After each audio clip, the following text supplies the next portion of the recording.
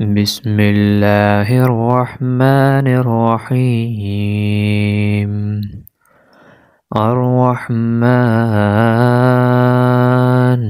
علم القرآن، خلق الإنسان علمه البيان. الشمس والقمر بحسبان، والنجم والشجر يسجدان. والسماء رفعها ووضع الميزان، ألا تطغوا في الميزان. وأقيموا الوزن بالقسط ولا تخسروا الميزان. والأرض وسعها للأنام، فيها فاكهة والنخل ذات الأكمام، والحب ذو العصف والريحان. فبأي آلاء ربكما تكذبان؟ خلق الإنسان من صلصال كالفخار، وخلق الجان من مارج من نار. فبأي آلاء ربكما تكذبان؟ رب المشرقين ورب المغربين، فبأي آلاء ربكما تكذبان؟ مرج البحرين يلتقيان، بينهما برزخ لا يبغيان. فبأي آلاء ربكما تكذبان؟ يخرج منهما اللؤلؤ والمرجان. فبأي آلاء ربكما تكذبان؟ وله الجوار المنشآت في البحر كالأعلام. فبأي آلاء ربكما تكذبان؟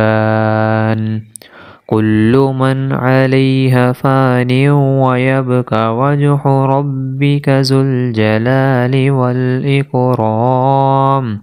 فبأي آلاء ربكما تكذبان؟ يسأله من في السماوات والأرض كل يوم هو في شان. فبأي آلاء ربكما تكذبان؟ سنفرغ لكم أيها الثقلان. فبأي آلاء ربكما تكذبان؟ يا معشر الجن والإنس إن استطعتم أن تنفذوا من أقطار السماوات والأرض فانفذوا، لا تنفذون إلا بسلطان. فبأي آلاء ربكما تكذبان؟ يرسل عليكما شواظ من نار ونحاس فلا تنتصران. فبأي آلاء ربكما تكذبان؟ فإذا انشقت السماء فكانت وردة كالدهان. فبأي آلاء ربكما تكذبان؟ فيومئذ لا يسأل عن ذنبه إنس ولا جان. فبأي آلاء ربكما تكذبان؟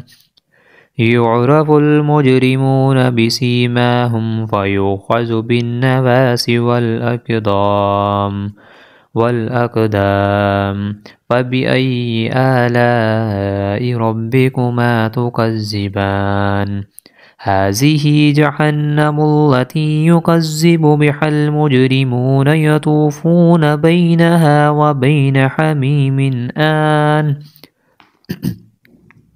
فبأي آلاء ربكما تكذبان ولمن خاف مقام ربه جنتان فبأي آلاء ربكما تكذبان زوجان عفنان فبأي آلاء ربكما تكذبان فيهما عينان تجريان فبأي آلاء ربكما تكذبان فيهما من كل فاكهة زوجان فبأي آلاء ربكما تكذبان متكئين على فرش بطائنها من استبرق وجنى الجنتين دان فبأي آلاء ربكما تكذبان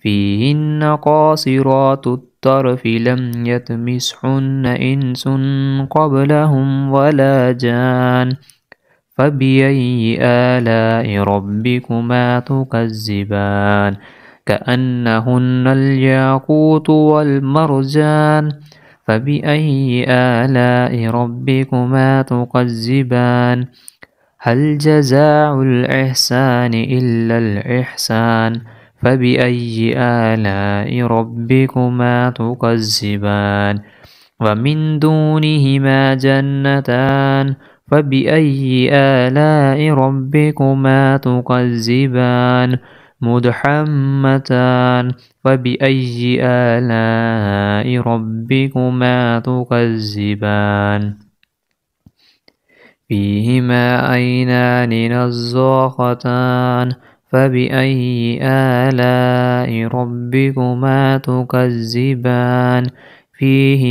فيها فاكهة والنخل والرمان فبأي آلاء ربكما تكذبان فيهن خيرات حسان فبأي آلاء ربكما تكذبان حور مقصورات في الخيام فبأي آلاء ربكما تكذبان لم يطمثهن إنس قبلهم ولا جان فبأي آلاء ربكما تكذبان متكئين على رفرف خضر وعبقري حسان فبأي آلاء